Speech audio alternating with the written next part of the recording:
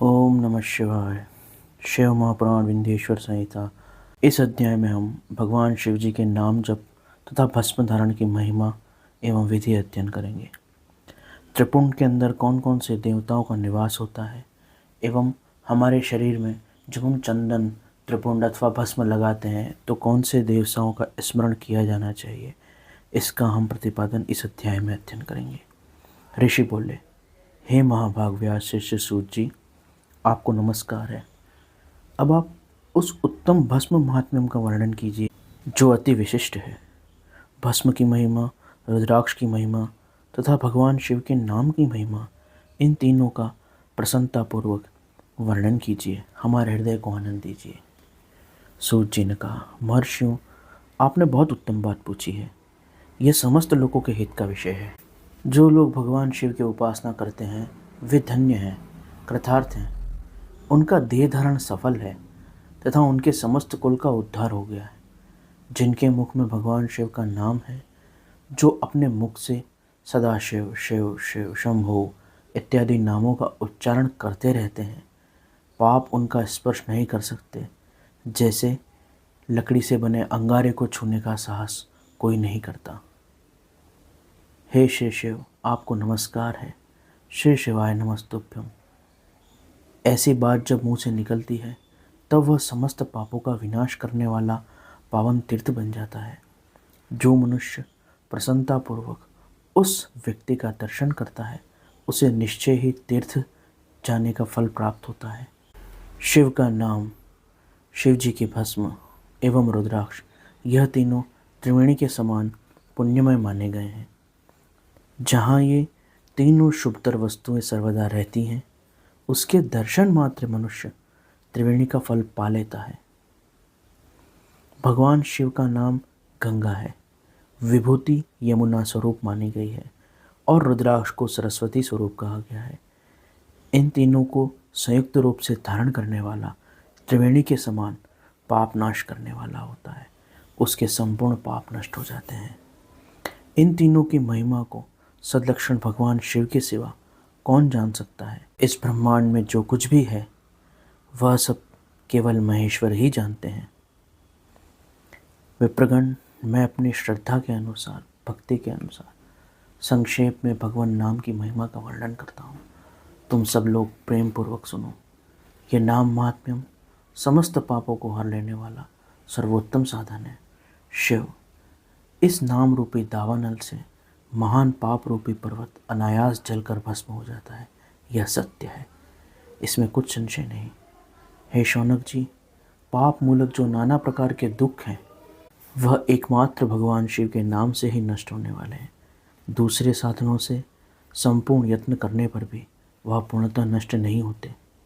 जो मनुष्य इस भूतल पर सदा भगवान शिव के नामों के जप में लगा रहता है वह वेदों का ज्ञाता है, वह पुण्यात्मा है, वह धन्यवाद का पात्र है, वह पूजन का पात्र है, वह विद्वान है। मुने, जिनका शिव नाम जप में विश्वास है, एकाग्रता है, गति है, उनके द्वारा आचरित नाना प्रकार के धर्म तत्काल सफल होते हैं। महर्षि, भगवान शिव के नाम से जितने पाप नष्ट होते हैं उतने पाप तो मनुष्य इस भूतल पर कर भी नहीं सकता। परंतु इस प्रकार समझकर दुष्ट आचरण में पैर नहीं डालना चाहिए, हमेशा सदाचरण करना चाहिए। जो शिव नाम रूपी नौका पर आरूढ़ हो संसार रूपी समुद्र को पार करते हैं, उनके जन्म मरण रूप संसार के मूलभूत वे सारे पाप निश्चय ही नष्ट हो जाते हैं। महामुने, संसार के मूलभूत पातक रूप पादपों को शिव नाम रूपी कुठार से निश्चय ही नाश कर देना चाहिए। जो पाप रूपी दावानल से पीड़ित है उन्हें शिव नाम रूपी अमृत का पान करना चाहिए। पाप के दावानल से दग्ध होने वाले लोगों को उस शिव नाम अमृत की बिना शांति नहीं मिल सकती।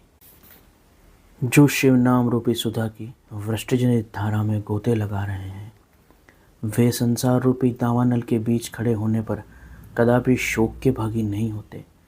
जिन महात्माओं के मन में शिव नाम के प्रति भक्ति है ऐसे लोग सहसा सर्वथा मुक्त हो जाते हैं। मुनीश्वर, जिसने अनेक जन्मों तक तपस्या की है उसी की भगवान शिव नाम में भक्ति होती है, जो समस्त पापों का नाश करने वाली है। जिसके मन में भगवान शिव के नाम के प्रति कभी न खंडित होने वाली असाधारण भक्ति प्रकट हुई है, उसके लिए मोक्ष सुलभ है, ये मेरा मत है। जो अनेक पाप करके भी भगवान शिव के नाम के जप में आदरपूर्वक लग गया, वह समस्त पापों से मुक्त हो जाता है, इसमें संशय नहीं।